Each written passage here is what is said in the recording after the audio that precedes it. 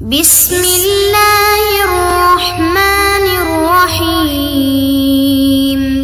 بسم اللہ الرحمن الرحیم۔ عزیز طلبہ کرام، السلام علیکم ورحمۃ اللہ وبرکاتہ۔ ہم آج عالم اسلام کے وسائل و مسائل کا سبق نمبر 69 پڑھیں گے۔ آج کا ہمارا سبق الجزائر کے 5ویں حصے پر مشتمل ہوگا۔ سبق کی جانب جانے سے پہلے پچھلے سبق کا خلاصہ جان لیتے ہیں۔ پچھلا سبق ہمارا الجزائر کے حصہ چہارم پر مشتمل تھا۔ پچھلے سبق کے اندر ہم نے 2 پوائنٹس پر بات کی۔ پہلا پوائنٹ اس ملک کے سلسلہ حالات و واقعات تھے، اور دوسرے پوائنٹ کے اندر ہم نے اس ملک کے نظام حکومت کے بارے میں پڑھا۔ آج کے سبق کی ابحاث جان لیتے ہیں۔ آج کا سبق ہمارا الجزائر کے 5ویں حصے پر مشتمل ہے، جس کے اندر ہم اس کے وسائل پر بات کریں گے۔ آج کے سبق کا ہمارا پہلا پوائنٹ الجزائر کے تیل اور گیس کے ذخائر ہوں گے۔ دوسرے پوائنٹ کے اندر ہم اس ملک کی معدنیات پر بات کریں گے۔ آج کے سبق کا ہمارا تیسرا پوائنٹ اس ملک کی زراعت ہوگی، اور چوتھے پوائنٹ کے اندر ہم اس ملک کی سیاحت کے متعلق پڑھیں گے۔ تو چلتے ہیں تیل اور گیس کے ذخائر کی جانب۔ الجزائر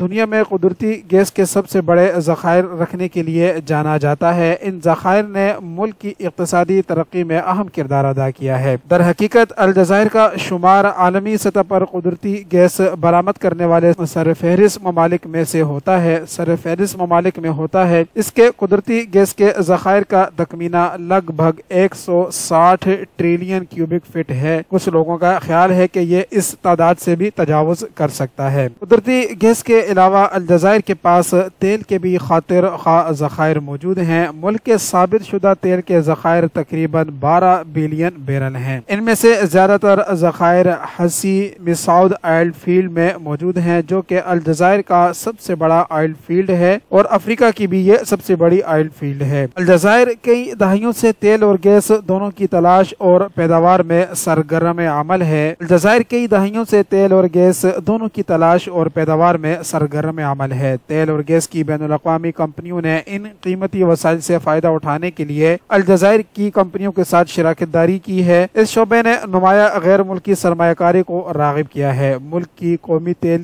کی کمپنی سوناتراج کی کوششوں سے الجزائر نے خود کو عالمی منڈی میں تیل اور گیس کے قابل اعتماد سپلائر کے طور پر قائم کیا ہے۔ الجزائر میں تیل اور گیس کی صنعت نے نہ صرف ملکی معیشت میں اپنا حصہ ڈالا ہے، بلکہ یہاں کے لوگوں کے لیے روزگار کے مواقع بھی فراہم کیے ہیں۔ یہ برآمدی آمدنی کا ایک بڑا ذریعہ رہا ہے، جو حکومت کو بنیادی ڈھانچے، تعلیم، صحت کی دیکھ بھال اور دیگر ترقیاتی منصوبوں میں سرمایہ کاری کرنے کے قابل بناتا ہے۔ الجزائر اپنے تیل اور گیس کے آپریشنز کی کارکردگی اور پائیداری کو بڑھانے کے لیے جدید ٹیکنالوجی اور طریقوں کو اپنانے میں بھی سرگرم رہا ہے۔ حکومت نے تلاشی سرگرمیوں کی حوصلہ افزائی اور اس شعبے میں مزید سرمایہ کاری کو راغب کرنے کے لیے پالیسیاں نافذ کی ہیں۔ عزیز طلبہ کرام، اس طرح ہمارے آج کے سبق کا یہ پہلا پوائنٹ مکمل ہوا۔ اب چلتے ہیں دوسرے پوائنٹ کی جانب، جس کے اندر ہم اس ملک کی معدنیات پر بات کریں گے۔ الجزائر کے پاس ایک بھرپور اور متنوع معدنی وسائل کی بنیاد ہے، جس میں آج تک 40 سے زیادہ مختلف معدنیات کی نشاندہی کی گئی ہے۔ ملک کی چند اہم معدنیات میں لوہا،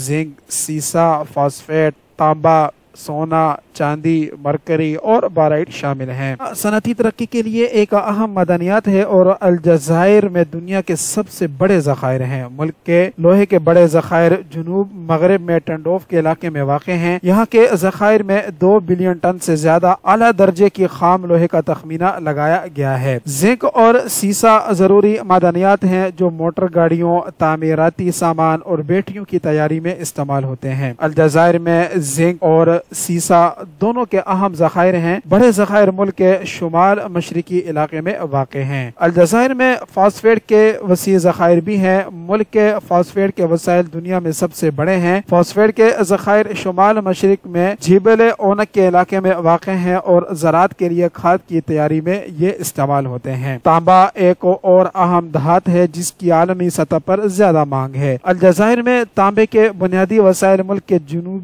میں ہوگر کے علاقے میں واقع ہیں۔ ملک کے تانبے کے ذخائر نسبتاً چھوٹے ہیں، لیکن پھر بھی ان کی اقتصادی قدر بہت ہی اہم ہے۔ سونا، جو کہ ایک قیمتی دھات ہے، الجزائر میں بھی موجود ہے، جس میں سونے کی 3 سرفہرست کانیں ہیں۔ یہ کانیں صحرائے سہارا میں واقع ہیں، جہاں سخت ماحول کی وجہ سے کارکنی کا عمل مشکل ہے۔ چاندی ایک اور قیمتی دھات ہے جو الجزائر میں پائی جاتی ہے، جو بنیادی طور پر زیورات، فوٹوگرافی اور الیکٹرانکس میں استعمال ہوتی ہے۔ ہے۔ ملک کے چاندی کے ذخائر ہوگر کے علاقے میں پائے جاتے ہیں۔ عزیز طلبہ کرام، اس طرح ہمارا آج کے سبق کا یہ پوائنٹ بھی مکمل ہوا جس کے اندر ہم نے اس ملک کی معدنیات پر بات کی۔ اب چلتے ہیں آج کے سبق کے تیسرے پوائنٹ کی جانب جس کے اندر ہم اس ملک کی زراعت پر بات کریں گے۔ الجزائر کا زرعی شعبہ متنوع ہے۔ ملک بھر میں فصلوں کی ایک رینج کے ساتھ اناج جیسے گندم اور جو سب سے اہم فصلوں میں سے ہیں۔ یہ اناج اہم غذائیں ہیں جو الجزائر کے بہت سے روایتی پکوانوں کی بنیاد ہیں۔ الجزائر نے اناج کی پیداوار میں خود کفالت کے حصول میں اہم پیش رفت کی ہے، درآمدات پر انحصار کم کیا ہے۔ ایک اور ضروری فصل زیتون ہے جو الجزائر میں بڑے پیمانے پر کاشت کی جاتی ہے۔ زیتون کے درختوں نے ملک کی آب و ہوا کے مطابق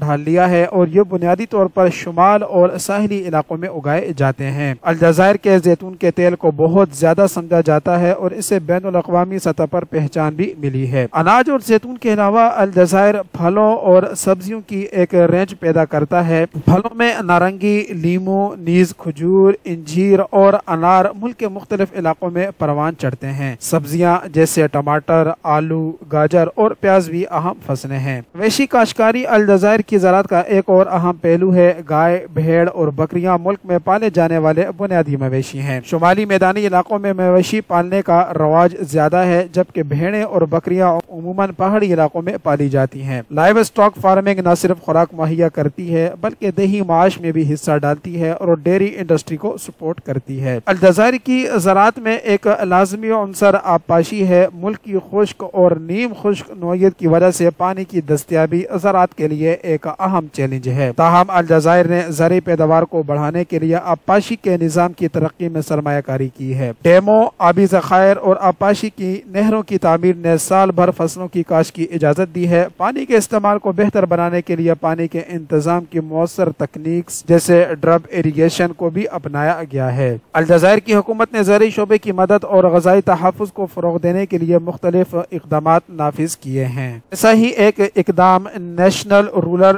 ڈیولپمنٹ پروگرام ہے جس کا مقصد زرعی پیداوار کو بہتر بنانا، روزگار کے مواقع پیدا کرنا اور دیہی انفراسٹرکچر کو بڑھانا ہے۔ اس پروگرام میں کسانوں کے لیے سبسڈیز، گرانٹس اور کریڈٹ کی سہولت کے ساتھ ساتھ پائیدار کاشتکاری کے طریقوں کو فروغ دینے جیسے اقدامات شامل ہیں۔ عزیز طلبہ کرام، آج کے سبق کا ہمارا یہ تیسرا پوائنٹ بھی مکمل ہوا جس کے اندر ہم نے اس ملک کی زراعت پر گفتگو کی۔ اب چلتے ہیں آج کے سبق کے اگلے پوائنٹ کی جانب جس کے اندر ہم اس ملک کی سیاحت پر بات کریں گے۔ الجزائر ایک شاندار قدرتی خوبصورتی کا ملک ہے اور مختلف سیاحوں کی توجہ کا حامل ہے۔ سب سے مشہور مقامات میں سے ایک صحرائے صحارا ہے جو ملک کے ایک اہم حصے پر محیط ہے۔ زائرین ریت کے بلند ٹیلوں کو تلاش کر سکتے ہیں، اونٹوں کی ٹریکنگ کا تجربہ کر سکتے ہیں اور ستاروں کی چھتوں کے نیچے راتیں گزار سکتے ہیں۔ صحرا مہم جوئی اور تنہائی کا منفرد موقع فراہم کرتا ہے۔ ایک اور نمایاں کشش بحیرہ روم کا ساحل ہے جو 1200 کلومیٹر سے زیادہ پھیلا ہوا ہے۔ اپنے قدیم ساحلوں، نیلے پانیوں اور دلکش ساحلی شہروں کے ساتھ یہ سورج کے متلاشیوں اور پانی کے کھیلوں کے شوقینوں کے لیے ایک خوشگوار موقع فراہم کرتا ہے۔ الجزائر دارالحکومت کا شہر جدیدیت اور تاریخ کا ایک متحرک امتزاج ہے جس میں یونیسکو کی فہرست میں شامل قاصبہ، نو آبادیاتی فن تعمیر اور ہلچل سے بھرپور بازار ہیں۔ الجزائر کا ثقافتی ورثہ واقعی قابل ذکر ہے۔ ملک کی ایک طویل اور متنوع تاریخ ہے جس میں مختلف تہذیبوں کے اثرات ہیں جن میں فونیشین، رومی، عرب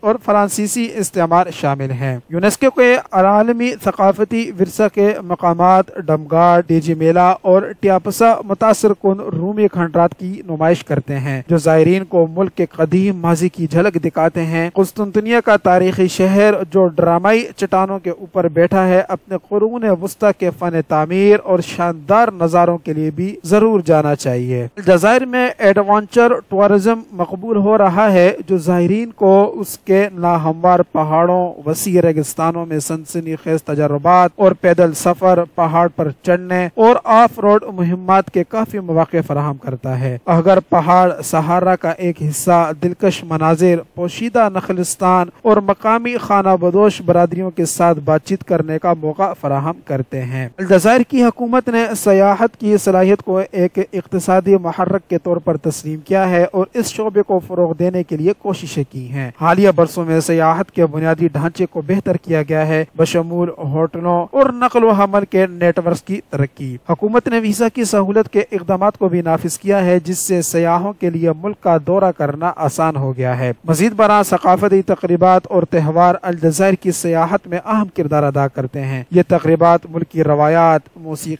رقص اور لوک داستانوں کو مناتے ہیں۔ الجزائر کا بین الاقوامی میلہ، مشہور آرٹس اور روایات کا قومی میلہ اور گھردایا روایتی موسیقی کا میلہ صرف چند مثالیں ہیں جو مقامی اور بین الاقوامی زائرین دونوں کو اپنی طرف متوجہ کرتی ہیں۔ پائیدار سیاحت کو فروغ دینے کے لیے الجزائر اپنے قدرتی اور ثقافتی ورثے کے تحفظ میں سرمایہ کاری کر رہا ہے۔ حیاتیاتی تنوع کے تحفظ کے لیے قومی پارک اور محفوظ علاقے قائم کیے گئے ہیں اور ماحولیاتی سیاحت کے اقدامات کی حوصلہ افزائی کی جا رہی ہے۔ ان کوششوں کا مقصد یہ یقینی بنانا ہے کہ آنے والی نسلیں الجزائر کے منفرد مناظر اور ورثے سے لطف اندوز ہوتی رہیں۔ عزیز طلبہ کرام، اس طرح ہمارے سبق کا آج کا یہ چوتھا پوائنٹ بھی مکمل ہوا۔ آج کے سبق کا خلاصہ جان لیتے ہیں۔ آج کا سبق ہمارا الجزائر کے وسائل پر مشتمل تھا۔ آج کے سبق کا ہمارا پہلا پوائنٹ اس ملک کے تیل اور گیس کے ذخائر تھے۔ دوسرے پوائنٹ کے اندر ہم نے اس ملک کی معدنیات پر بات کی۔ آج کے سبق کا ہمارا تیسرا پوائنٹ اس ملک کی زراعت تھی اور آج کے سبق کا ہمارا چوتھا اور آخری پوائنٹ اس ملک کی سیاحت تھی۔ اس خلاصے کے ساتھ ہی ہمارا آج کا سبق مکمل ہوتا ہے۔ السلام علیکم ورحمۃ اللہ وبرکاتہ۔